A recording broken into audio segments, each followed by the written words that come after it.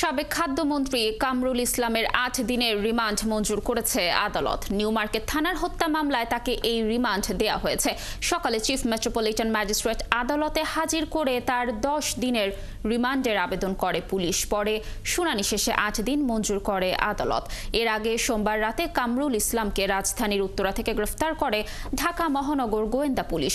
গ্রেফতারের পর তাকে ডিবি কার্যালয়ে নেওয়া হয়। তার বিরুদ্ধে বেশ কয়েকটি মামলা রয়েছে।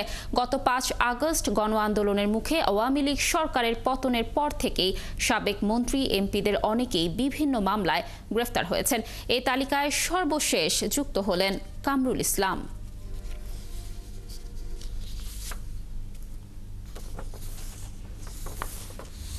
দর্শক, আদালত পাড়ার আরও খবর জানাতে আমাদের সাথে যুক্ত হচ্ছেন সহকর্মী নিবিড় সাহা। নিবিড়, কামরুল ইসলামের রিমান্ডের পর আইনজীবীরা কি বলছেন? এছাড়া আজ আর কাউকে আদালতে তোলা হবে কিনা, কি তথ্য রয়েছে জানাবেন। কানিজ, আসলে প্রায় ৩ মাসের বেশি সময় কিন্তু পলাতক ছিলেন এই কামরুল ইসলাম, অ্যাডভোকেট কামরুল ইসলাম, যিনি ঢাকা ২ আসনের সংসদ সদস্য এবং তিনি আওয়ামী লীগের সভাপতি মণ্ডলীর সদস্য ছিলেন। এবং আমরা দেখেছি যে তার যে নির্বাচনী এলাকা কেরানীগঞ্জ কামরাঙ্গীরচর, ওই দিকে কিন্তু আমরা দেখেছি যে আসলে তিনি ৫ আগস্টের পরে কিন্তু তার বিরুদ্ধে কিন্তু তার নিজ এলাকা সহ আশপাশের যে এলাকাগুলো রয়েছে, অর্থাৎ চকবাজার, লালবাগ, কামরাঙ্গীরচর সহ কেরানীগঞ্জে, এইসব এলাকায় কিন্তু বেশ কিছু মামলা হয়েছে।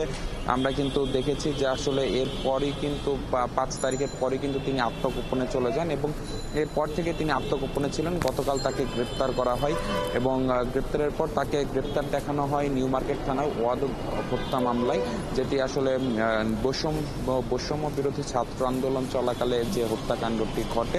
এরপর আমরা দেখেছি আজকে কিন্তু খুব সকাল করে কিন্তু তাকে আসলে কোর্টে নিয়ে আসা হয়। সকাল ৮টার দিকে তাকে কোর্টে তোলা হয় এবং কোর্টে তোলার পর যে মামলা তদন্তকারী কর্মকর্তা তার ১০ দিনের রিমান্ড চাইলে আদালত তার ৮ দিনের রিমান্ড মঞ্জুর করেন। আমরা কথা বলেছি আইনজীবীদের সাথে। আইনজীবীরা যেমনটি বলেছেন যে আসলে কামরুল ইসলাম এই যে বৈষম্য বিরোধী ছাত্র আন্দোলন দমাতে সাবেক প্রধানমন্ত্রী শেখ হাসিনা সহ কিন্তু আওয়ামী লীগের শীর্ষ পর্যায়ের নেতাকর্মীদের সাথে যে বৈঠক, সে বৈঠকে কিন্তু বারবারই এই যে ছাত্রদের দমাতে কিন্তু আসলে অধিকতর চাপ প্রয়োগের বিষয়টি কিন্তু গুরুত্ব আরোপ করেছিলেন বলে আইনজীবীরা বলছেন। পাশাপাশি একটি টেলিভিশন চ্যানেলকেও কিন্তু ব্যবহার করে তিনি এই বৈষম্য বিরোধী ছাত্র আন্দোলনে মিথ্যাচার করেছেন, মিথ্যাচার অব্যাহত রেখেছেন বলে কিন্তু অভিযোগ করা হয় আদালতে আইনজীবীদের পক্ষ থেকে, রাষ্ট্রপক্ষের আইনজীবীদের পক্ষ থেকে। বিপরীতে আমরা দেখেছি যে আসলে বয়স বিবেচনায় কিন্তু আসলে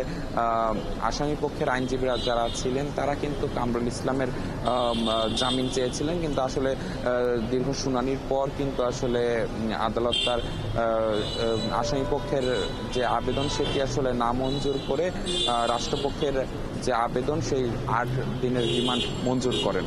কানিজ, ধন্যবাদ নিবিড় আমাদের সাথে যুক্ত থাকার জন্য।